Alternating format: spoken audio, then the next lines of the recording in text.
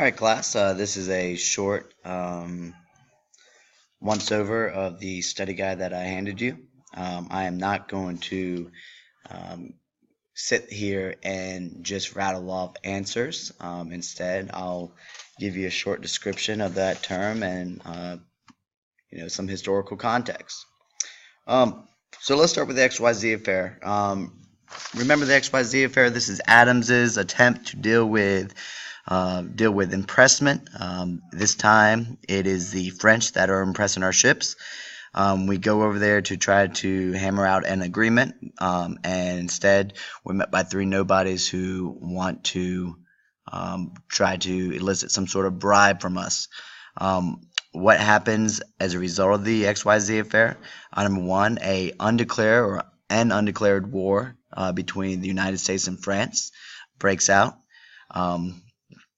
The Federalist administration, led by John Adams, will also pass the Alien Sedition Acts, targeting opposition to the government. We definitely see the American people develop anti-French feelings.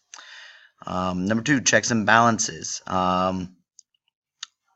This is preventing one branch from dominating the other. I think this is a pretty self-explanatory civics and economics question. You just need to look at one of these examples and determine, is this an example of one of the three branches, the executive, led by the president, the judicial, led by the courts, or the legislative branch, led by Congress? Is this an example of one branch limiting the power of the other? Preventing another branch of government from dominating the other two. Number three, the constitutional compromises during the convention. Remember, we had the Three-Fifths Compromise to determine how to count slaves for representation. The Virginia Plan and the New Jersey Plan, out of that comes the Great Compromise. You're trying to establish two houses in the Congress. The House of Representatives will be determined by population, and the Senate will be equal representation. Every state will have two senators. Let's see here. Loose versus strict interpretation. Loose interpretation of the Constitution uses the elastic clause, uses the necessary and proper clause, uses the idea or can point to the idea of implied powers. Hamilton is going to use the loose interpretation to back up or to justify the creation of the national bank and why this is constitutional. Remember, Jefferson will have a strict interpretation of the Constitution, which is why him and some of the other people in his party wanted something like the Bill of Rights to be added, because they believe that unless they can find this freedom or this limit on the government, then it doesn't exist. So loose versus strict, this debate centers around a couple things here, namely the national bank, if you are going to be a proponent of a loose interpretation, and the Bill of Rights if you're going to be a supporter of strict interpretation. Out of these interpretations also come the two-party system, among other things too, but just one of these issues that causes a debate between two different sides. They're not seeing eye to eye. That's going to help influence the creation of the Democratic Republicans versus the Federalist, or the two-party system. Let's see here. The Judiciary Act of 1789.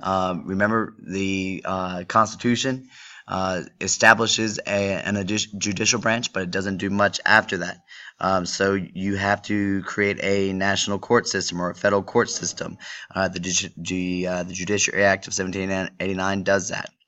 The Constitutional Convention, why does it happen? Well, Shays' Rebellion is going to have the most direct influence on the meeting in Philadelphia in 1787. It becomes apparent after Shays' Rebellion that the Articles of Confederation must be revised. Number 8, Washington's foreign policy. Number 7, Washington's foreign policy. Remember, Washington decides that the United States is not in a position to fight on either side of the war between Great Britain and France. So Washington's foreign policy will be to proclaim neutrality. This is going to be something that Jefferson's going to try to protect with the Embargo Act of 1807.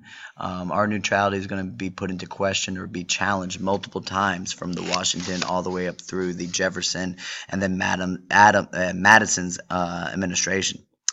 Let's see here. Washington's farewell address. Remember Washington's farewell address, warning against three things.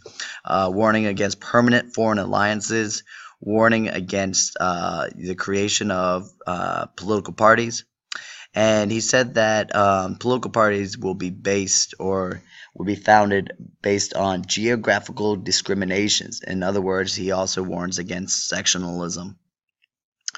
Let's see here. Northwest Ordinance of 1787 versus the Land Ordinance of 1785. These are the two successes of the Articles of the Confederation. The Land Ordinance of 1785 is the one where you are mapping out and selling land out west in the old Ohio Territory, or what will be known as the Northwest Territory. This is the one with the grid, the 6x6 township that looks like a grid of little boxes. In the Land Ordinance of 1785, the 16th section of each township will be devoted to the building of public schools. The Northwest Ordinance of 1787, this is put into place to have a procedure for admitting territories as states into the Union. Let's see here. The Treaty of Greenville, this is dealing with Washington's domestic affairs. This comes as a result of the Battle of Fallen Timbers between the U.S. Army and the Miami Confederation, led by Little Turtle. The Treaty of Greenville temporarily solves the land dispute between the Native Americans and the U.S. government. Remember, we get land and they get money. This is a temporary solution because we know that after the Louisiana Purchase, white settlers will start to expand onto Indian territory. And you will see the rise and the emergence of Native American leaders such as Tecumseh, and they will, start to once again try to reestablish the Native American Confederation out west, and they will also try to establish diplomatic relations with the British. These are one of the causes for the War of 1812. Shays' Rebellion, remember this is a direct result of, or it will have a direct impact or influence on the calling of a stronger central government, which will be created during the Constitutional Convention. The Whiskey Rebellion, this is another one of the domestic affairs that Washington had to deal with. This proved that the federal government would take action within a state to not only impose but also to collect taxes. So it definitely shows the supremacy of the national government over the states.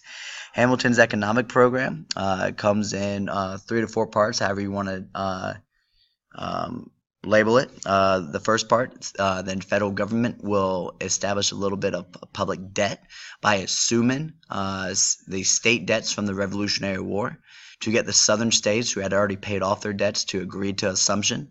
Hamilton and the Federalists will compromise and move the nation's capital permanently down south to Washington, D.C.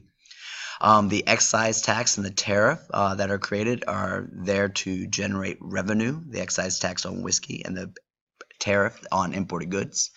And then you see the National Bank. The National Bank will extend out credit through loans. It'll be a place where the federal government could deposit their funds. It is essentially a financial institution. Let's see here.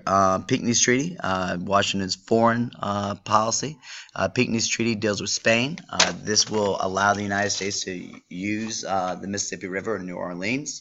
Remember, once the Spanish sell the territory or the rights of the Mississippi and New Orleans back to the French, Jefferson will have to renegotiate an agreement to be able to use the Mississippi and New Orleans. That will result in the Louisiana Purchase. Anti-Federalists and the Constitution. Remember, Anti-Federalists would not ratify the Constitution unless a Bill of Rights was promised to be added. This, once again, touches on the whole idea of strict interpretation and a fear of how the central government or the federal government will overreach on their powers, will take the framework of the Constitution and extend it to their benefit. We see this fear come to a partial realization with the Alien Sedition Acts, which we'll talk about here in a moment. Let's see here, powers of the in the U.S. Constitution, powers and limitations. Powers. Anytime you see powers that are listed specifically out in the Constitution, these are known as enumerated or delegated powers. Implied powers are those not listed specifically in the Constitution. Concurrent powers are powers that are shared by both the state and the federal governments. And reserved powers are powers that are reserved only for the states. Limits of the Constitution. So we see the Electoral College being created where the states, not the people, not the voters, will elect the president. And this is just an example of how the framers of the Constitution wanted to limit the people's voice in the new government. They were afraid of what would happen if the masses or the mob, these regular people, took control of the Constitution. We also see some limits being put into place in who can vote. Remember, women are not able to vote. Women are, primarily taught or expected to teach democratic principles to the next generation. We see that, let's see here, pretty much the only people that can vote would be any white men with property. We won't see all white male or universal white male suffrage happening until the end of the 1820s, so that's still a little whiles off. And then wrapping things up, remember, as a result of the XYZ affair, you saw laws being passed to restrict opposition or criticism of the government, namely the Alien Sedition Acts. And in response to that, the Democratic Republicans, the party that is being targeted with these Sedition Acts, will form or establish or introduce the doctrine of nullification. The nullification is when you see certain states asserting the power of state governments.